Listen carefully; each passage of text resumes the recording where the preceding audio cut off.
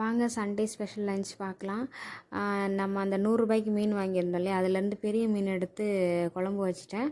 And வாங்கியிருந்த கணவாயில் வந்து பாதி கணவாய் எடுத்து ஃப்ரிட்ஜில் வச்சுட்டு அண்டு பாதி கணவாயில் வந்து தொக்கு செஞ்சுருந்தேன். இதுவே 2 நாள் வரும் போல். அதெல்லாம் சேர்த்து செஞ்சுருந்தா அவ்வளோதான், 1 வீக் சமைக்கவே தேவையில்லை, அந்த மாதிரி ஆகிடுக்கும். அப்புறம் இது வந்து குட்டி குட்டி மீன்லாம் ஃப்ரை பண்ணியிருந்தேன். நண்டு வந்து செட்டிநாடு ஸ்டைலில் கிரேவி செஞ்சுருந்தேன். இன்னும் செட்டிநாடு கிரேவியில் கொஞ்சம் காரம் அதிகமாகிடுச்சு. பச்சை மிளகா ஒன்று சும்மா போடலான்னு போட்டால் அது காரமாக்கி விட்டுருச்சு. அப்புறம் நல்ல மீன் குழம்பு, ஃபிஷ் ஃப்ரை, கனவா ஃப்ரை, நண்டு கிரேவின்னு ஸ்பெஷலாக லஞ்சை முடிச்சாச்சு. முடிச்சுட்டு ஈவினிங் கிளைமேட் சூப்பராக இருந்தது. காற்று ஒரு மாதிரி குளிர்ந்த காற்றா வீசிட்டு, ஸோ அதனால் பக்கத்தில் எங்கேயாவது போய் வரலாம் அப்படின்னு சொல்லிட்டு வெளியில் கிளம்புனோம். எங்கேயும் பெருசாக போகலை.